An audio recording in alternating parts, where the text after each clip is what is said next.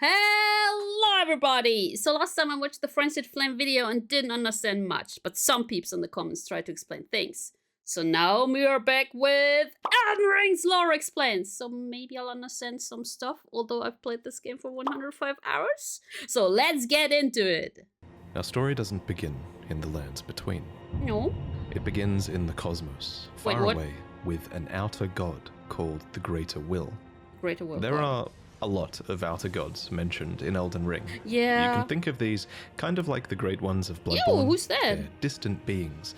They're all-powerful and they're quite unknowable. That's the by Frenzied design. Flame, right? But many of these outer gods want to make their presence felt. We saw that, in the we saw world. that. The Greater Will, maybe most of all. To this end, it sent a golden star hurtling towards the lands between.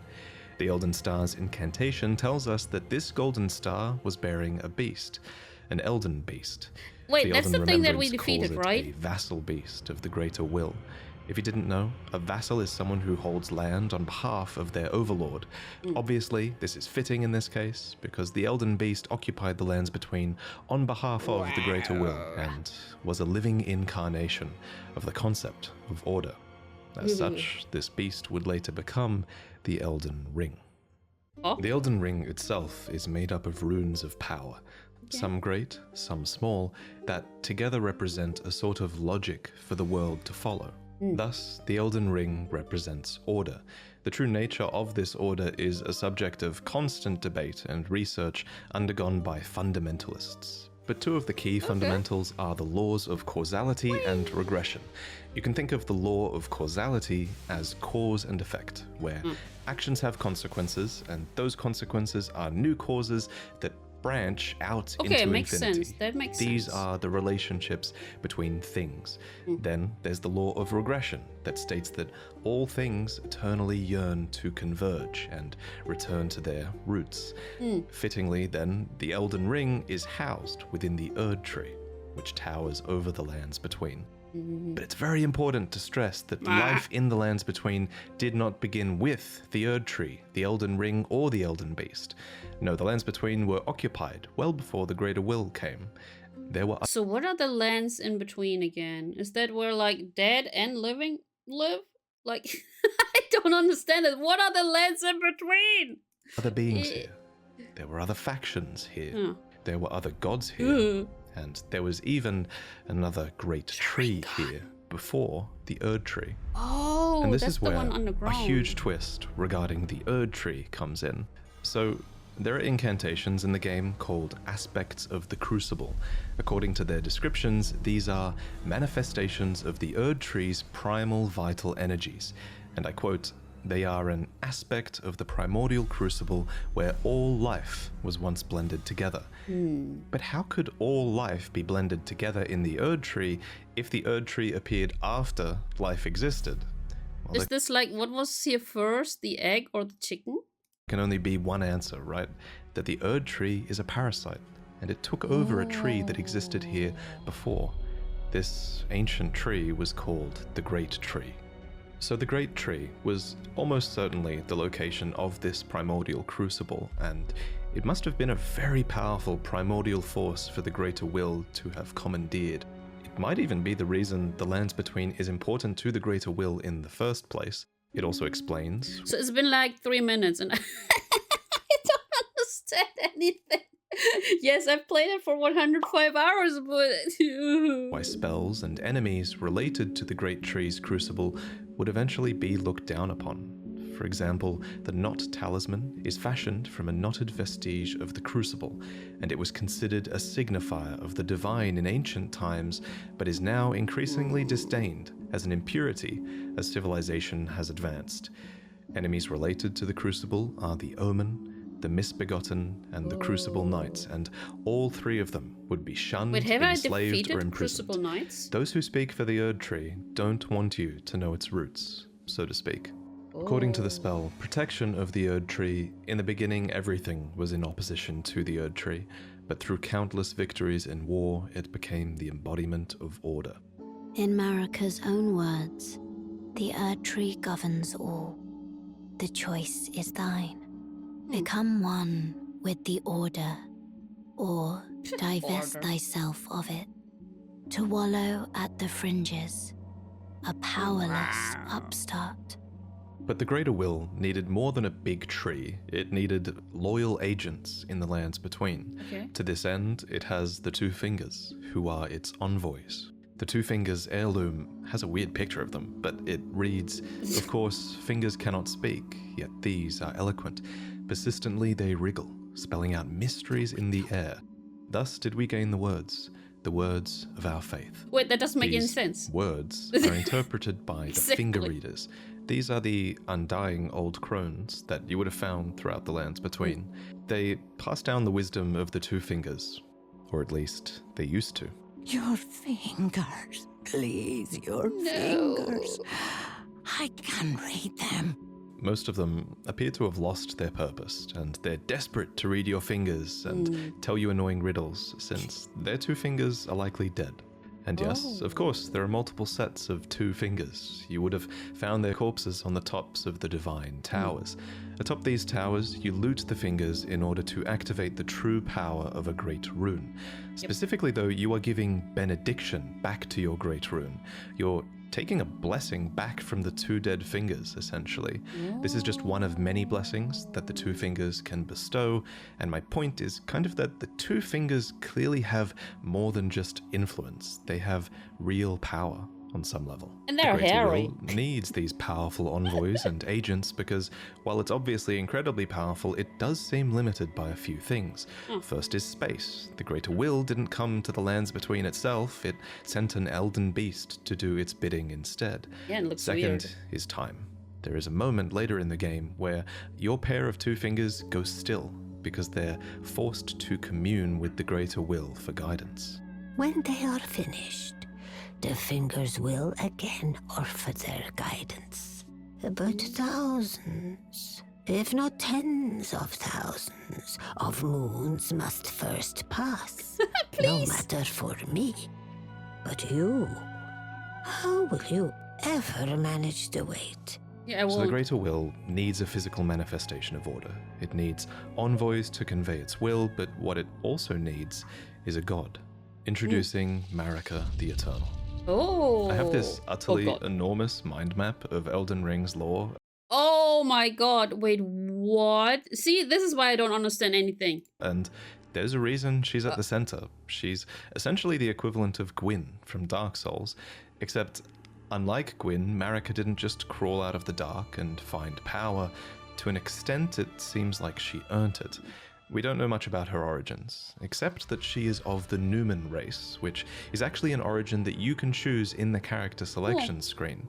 Numen come from outside the lands between, and are supposed descendants of denizens of another world, long-lived but seldom born. At some point, Marika was chosen as an Empyrean. What is an Empyrean? Well, an Empyrean is a being chosen by the fingers as a candidate for godhood. As an Empyrean, Marika received the aid of a shadow to do her bidding. So what is a shadow? Well, it's a wolf, shadow-bound to its Empyrean by the two fingers. Luna Princess Rani is another example of an Empyrean with a shadow-bound beast. You would have met Blythe. These creatures are the Empyrean's very own Wasn't this the guy who went a little bit cuckoo in the head? I remember I had to slay him, right? Right? shadow. They are completely loyal to their needs and, by definition, incapable of treachery. Marika's shadow was a beast called Malakath. Every Empyrean uses their shadow in different ways, but Marika's sole need of her shadow was as a vessel to lock away destined death. So what is destined death? Well, according to Enya, it's the rune of death. The rune of death goes by two names. The other is destined death. We mentioned earlier that the Elden Ring is made up of runes, and at some point, maybe when she was chosen as a god, Marika plucked the rune of death from the Elden Ring. She gave the rune of death to Malakath, her totally loyal shadow, who bore a black blade imbued with this rune. It's kind of genius, really. In a single act, she removed the concept of death from the lands between, while also commanding total control of death through her shadow, who could deliver it at her whim. Now, some of you might be asking, If death is removed from the lands between, how come I can kill this dog? First off, Dog. shame on you. Second, from a lore point of view, that dog isn't really dead. It's simply in the process of its spirit, or its soul, returning to the Erd Tree. Catacomb dungeons, for example, are specifically constructed near the roots of the Great Tree for this reason, so that the Erd Tree can reabsorb their ashes back into it. This process replaced the concept of a death that you were destined to have. But this random spirit outside of a catacomb dungeon says it best. Okay. As another example of this theory, when you kill a major boss, you receive a remembrance of them. These are spirits, and they are hewn into the Erd Tree. In this way, thanks to the Erd Tree's grace, their spirits are immortalized, in a sense. This new form of death also explains what's happening when you summon spirits. From ash and return to the Erd Tree. However, some spirits never return to the Erd Tree, and they rise within death as corpses or skeletons instead. Oh.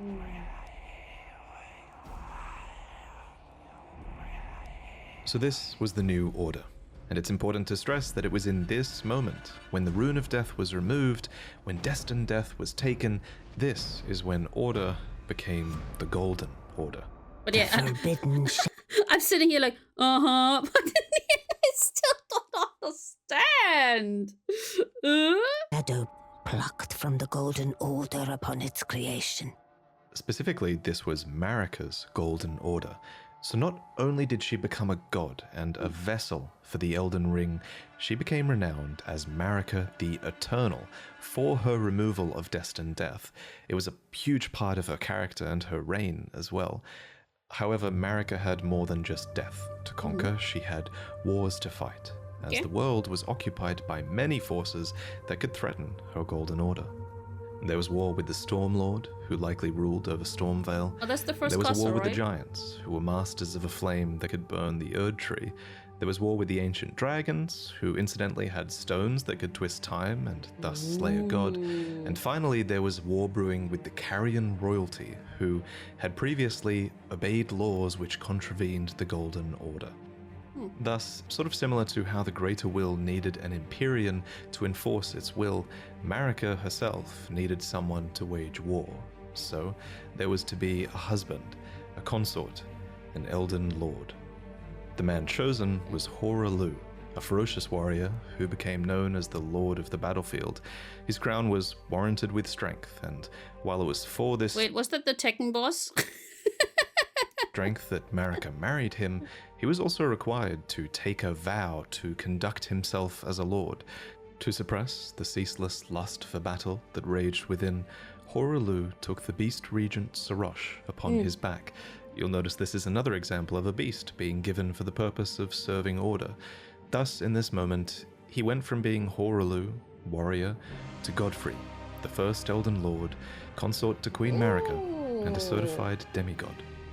Godfrey and Marika had 3 demigod children together.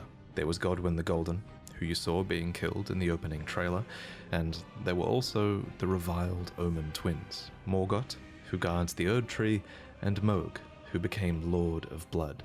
You might think that Godric was another demigod child, but he actually wasn't. Instead, he was probably descended from Godwyn. Anyway, we'll talk about the demigods more in detail in another video, so subscribe for that. But for now, just know that Godfrey and his offspring were the first demigods, henceforth known as the Golden Lineage. In his wars, Godfrey led his 16 Crucible Knights into battle, who were named so for they fought with the primordial powers of the Erd Tree. Their incantations were aspects of the Crucible itself, and they likely fought giants, dragons, the Stormlord, I defeated a and couple more of those. to usher in their age, the age of the Erd Tree. In Marika's own words, hark, brave warriors. Hark, my lord Godfrey. We commend your deeds. Guidance hath delivered ye through each ordeal to the place ye stand. Put the giants to the sword and confine the flame atop the mount. Let a new epoch begin, an epoch glistening with life. Brandish the Elden Ring for the age of the Erd Tree. The Erd Tree would go on to be largely seen as a blessing for all of those in the lands between, especially those close to it in Leyndell, the capital city of the Erd Tree. The tree bestowed blessings. For example, the dew that dropped from its branches were like jewels. It loomed overhead as a constant reminder of order, and its roots reached far and wide, relieving many of the burden of death. In fact, Erd Tree burial was one of the highest honors a hero could receive. One by one, the previous factions of the world fell. The giants were put to the sword, and their fell god was killed by Marika herself. The ancient dragons broke down the walls of Leyndell, but met fierce retaliation. However, I think the House of the Erd Tree encountered the most trouble against the land to their southwest, Leonia. Here, the House of the Moon repelled their offensives time and time again, and I mean that literally, because there was not just one but two wars fought here, and in both of these, there was no victory for the Golden nor for the Moon. And I suspect it was probably because of these lobsters. These damn things can snipe you from like a mile away, and it's bullshit. Actually, it was probably because... That's so true, though. I hated these lobsters. I hated them. ...of the Carrier Knights, who, according to their weapons, were able to wield sorcerous battle skills, and despite numbering fewer than 20, this power made them a match for even the champions of gold in battle. These enchanted knights were anointed by the Lunar Queen, a young astrologer who went on to establish the House of Carrier as royalty in this land. She was a little with her bewitching... That was the one that was super cuckoo in the head, right? Lunar magic, she won over the Academy of Raya Lucaria, where glintstone sorcery was studied, and united the Carrion royal family and the learned scholars of Raya Lucaria defended their home from the golden aggressors. At the head of this great golden army was Radagon. Lord Radagon was a great champion, possessed of flowing red locks. He came to these lands at the head of a great golden host. When he met Lady Renala in battle, these two champions clashed, fell in love, and joined their houses. Radagon once cleansed himself with celestial dew, repented his territorial aggressions, and swore his love to Renala. The order of the Erd Tree and the fate of the moon were conjoined, and all the wounds of war forgiven. You might think it strange that the Greater Will would permit this union, but it's not too odd, all things considered. As with most From Software games, sorcery and faith are just two sides of the same coin, and both of these powers stem from the cosmos. Radagon and Renala were known to have 3 children together. Lunar Princess Rani, who inherited her mother's propensity for lunar magic, Radan, who took after his father Radagon and would go on to master gravitational magic, and Rykard, who pioneered new hex sorceries and would go on to feed himself to a great serpent. It follows that at some point after this, Marika began to harbor doubts about the Golden Order that she had had a hand in creating. In Marika's own words, I declare mine intent to search the depths of the Golden Order through understanding of the proper way. Our faith, our grace is increased. Those blissful early days of blind belief are long past. My comrades, why must ye falter? And it's at this point that we should talk about It's like... I don't know if it's just me, but I'm not good with names and faces. So I feel like I need a whole other flip chart where I have all the faces and the names, right? Marika, she was the goddess, right? And then it's like, oh, who's the rest again? Oh, that's way too much for my tiny little head. Marika's motivations, her character. This is surely going to be one of those huge points of debate in the coming years, but for now, my working theory is that she wanted to discover the truth behind order and the truth behind the Greater Will, and she believed that bonds had to be broken so that they could be better understood. She believed that there was great meaning to be found in hardship. Queen Marika has high hopes for us, that we continue to struggle unto eternity. For Lord Godfrey, his struggle ended at the end of his campaigns. According to his armor, He was the led husband, the war right? against the giants, faced the Storm Lord alone. And then there came a moment when his last worthy enemy fell. And it was then, as the story is told, that the hue of Lord Godfrey's eyes faded. In truth, Wait, he who's was this? robbed of his grace. Then Marika sent him away. My lord, and thy warriors, I divest each of thee of thy grace. With thine eyes dimmed, ye will be driven from the lands Oh yeah, it is the between. husband. I see the Ye double will or the wage lion. war in a land afar, where ye will live and die. This Ooh. became known as the Long March of the Tarnished, as Godfrey and his tarnished descendants walked away from the lands between. But Queen Marika absolutely had a plan here, that Lord Godfrey and his descendants would one day return stronger, having struggled outside of grace. Then, after thy death, I will give back what I once claimed. So that's Return to Marika, the right? lands between, wage war, and brandish the Elden Ring. Grow strong in the face of death. Warriors of my lord, Ugh. Lord Godfrey. Soon after, she found a new husband. Either that or a new husband was found for her. When Godfrey, first Elden Lord, was hounded from the lands between, Radagon left Rennala to return to the Erdtree capital, becoming Queen Marika's second husband and Wait. king consort, taking the title of Second Elden Lord. Oh. The mystery endures to this day as to why Lord Radagon would cast Lady Rennala aside, and moreover, why a mere champion would be chosen for the seat of Elden Lord. Whatever the case, as a part of this union, Radagon's prior 3 children with Rennala became demigod stepchildren, granted grace thanks to their new family tree. Rennala was broken by this, and so was her country, Leonia. The Queen's set reads, when Rennala, head of both the Academy of Raya Lucaria and the Carian royal family, lost her husband Radagon, her heart went along with him.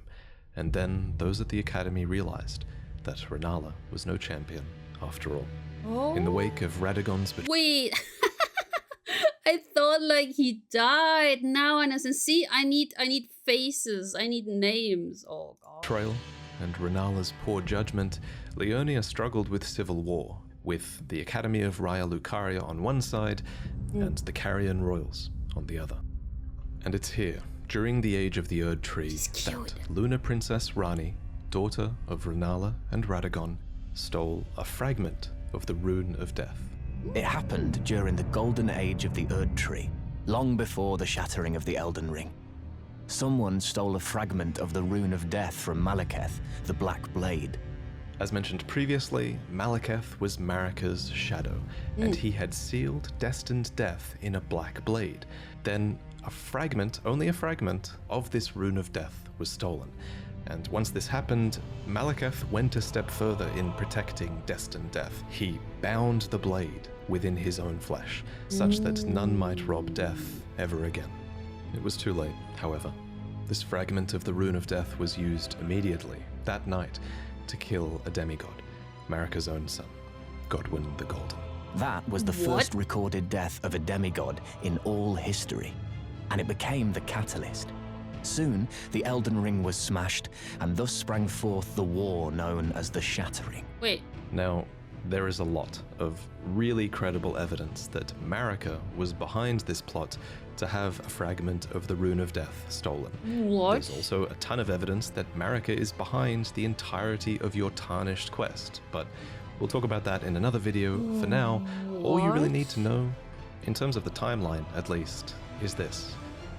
After the marriage... Wait. So, Ronnie stole the fragment of death and killed Godwyn with that? And Marika was like, yo, go ahead. I want it to be... Huh? Right? So Ronnie killed Godwyn? Question mark? I'm confused. Marriage of Marika and Radagon, and after a fragment of the Rune of Death was stolen, Marika went on to shatter the Elden Ring. and Radagon attempted to repair it, to no avail. The Elden Ring had been broken into runes, some great and some small. You know, it's said that Lord Radagon harbored a secret. A famed sculptor of the Erdtree capital was once summoned to render Lord Radagon's likeness in giant stature. He's When he T-posing. glimpsed the skeleton in Radagon's closet. He's just And as T-posing. such, it's said the great statue harbors his secret too. Of course, the huge twist in Elden Ring is that Radagon is Marika, or What? I think this is the part that I understood even less. depending on what you believe, he became her, for she knew it was going to happen.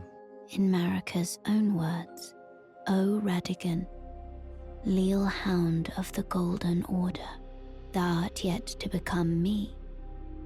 Thou art yet to become a god. Oh. Let us be shattered, both. Mine other self.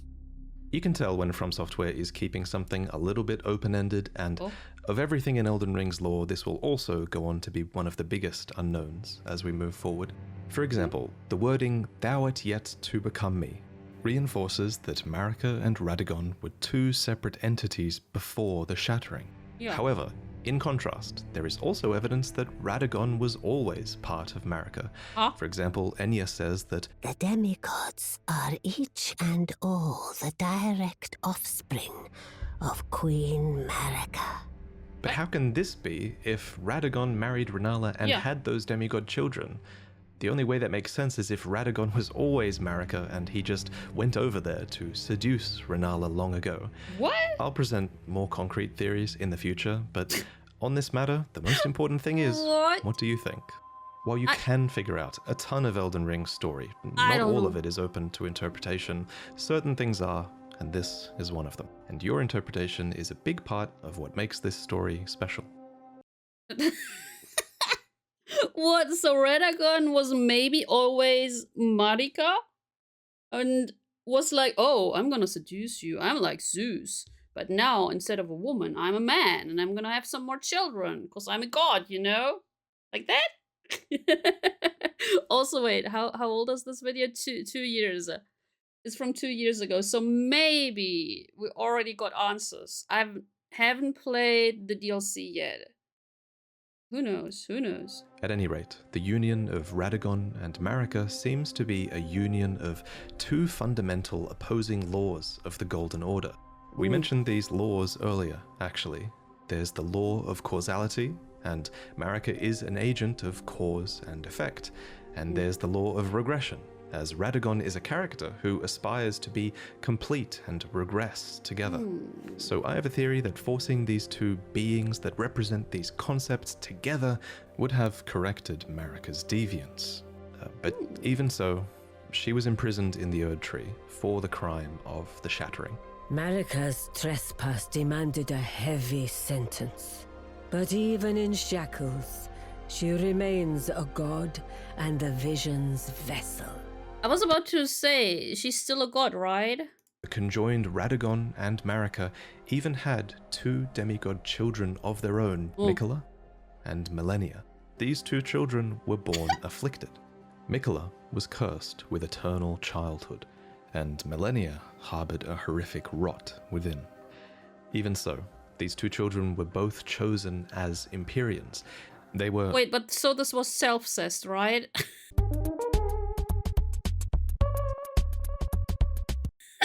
Right?